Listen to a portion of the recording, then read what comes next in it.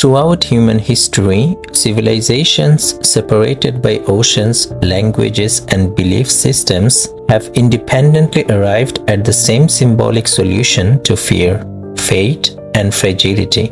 A simple red thread from the ancient burial roads of Bethlehem to the temples of South Asia, from Buddhist monasteries to Latin American nurseries, and from medieval folklore to modern celebrity culture, the red string has persisted as one of most enduring spiritual artifacts known to humanity.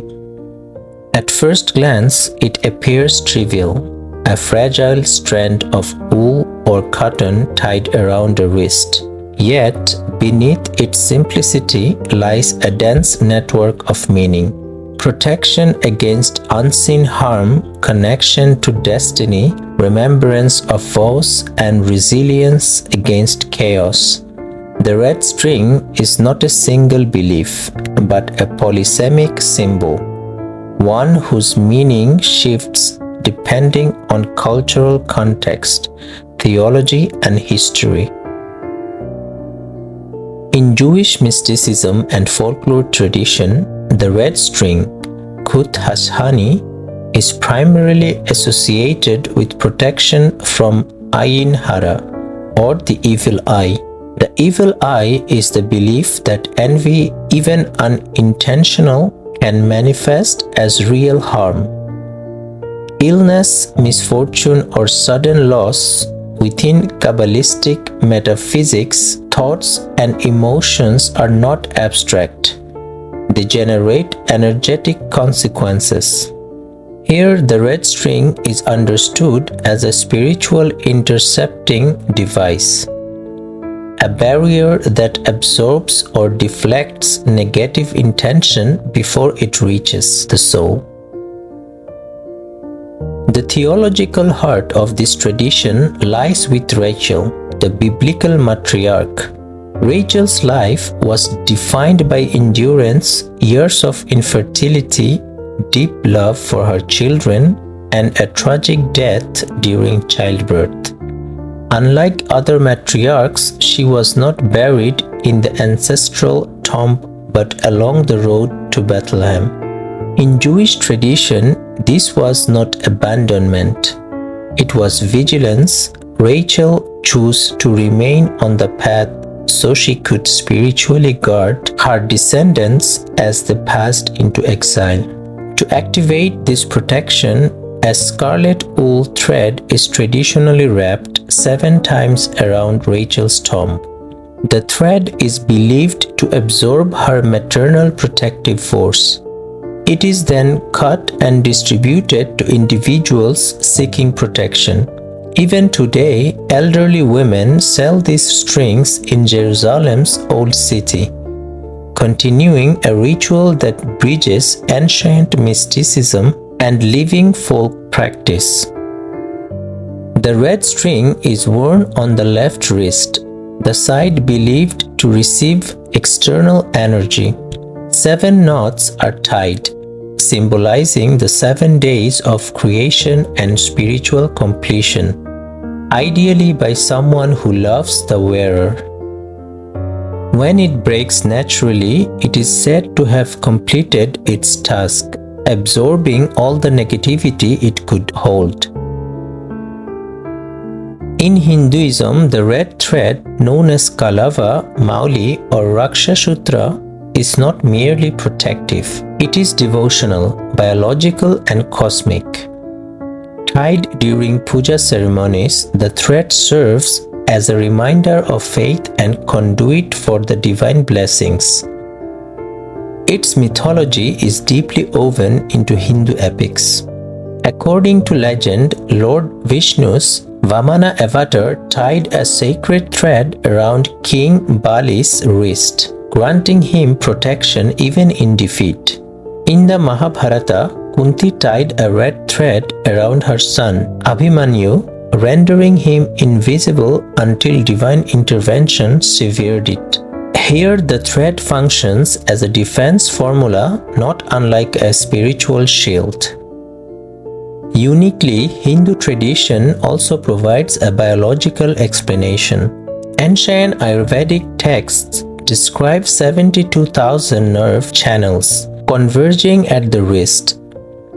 Tying a thread here is believed to regulate the body's energies, Vat, Pit, and Kapha, improving circulation and emotional balance. The thread often combines red and yellow strands, red for courage and protection, yellow for wisdom. Men and unmarried women wear it on the right wrist, married women on the left, symbolizing the balance of masculine and feminine forces. In the East Asian mythology, the red string shifts from protection to predestination. The red thread of fate is an invisible cord connecting those destined to meet, lovers, allies, rivals, teachers. It may stretch or tangle, but it never breaks.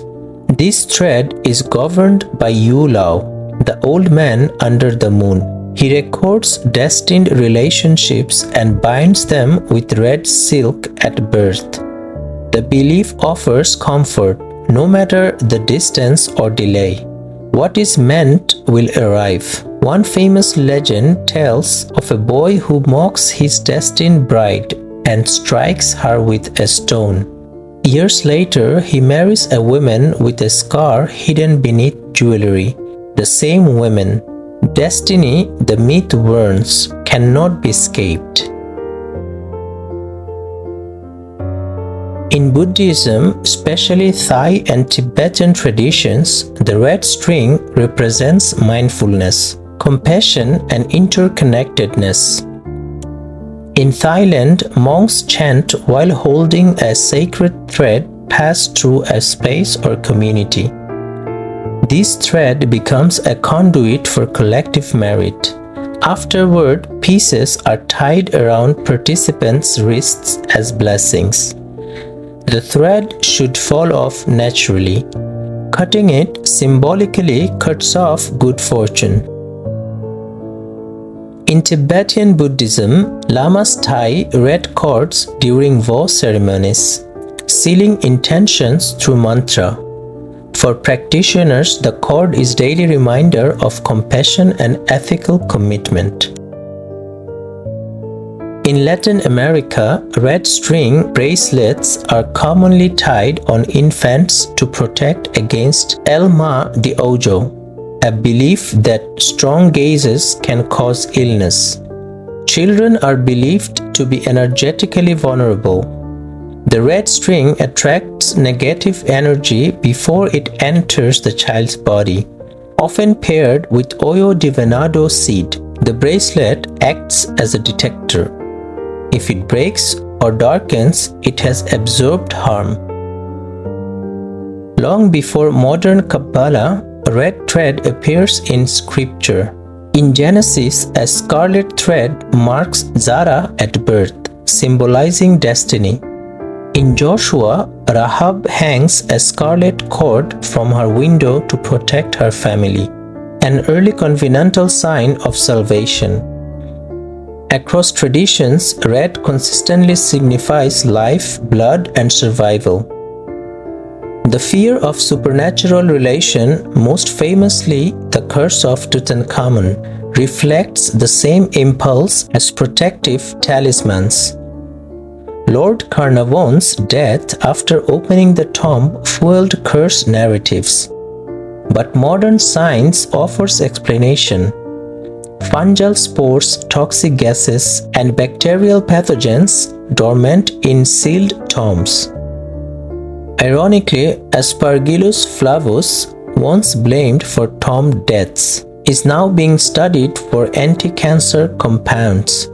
Scientists have isolated molecules capable of halting leukemia cell division. The curse became a cure. In the late 1990s, the Kabbalah Center transformed the red string into a global fashion spiritual hybrid. Madonna's public adoption catapulted it into a mainstream culture. For celebrities, the red string became both spiritual armor and symbolic resistance to envy and scrutiny. Despite controversies and commercialization, the symbol endured, proof of its psychological power. Across cultures, the red string's power lies in intention. Wearers are encouraged to set goals or vows.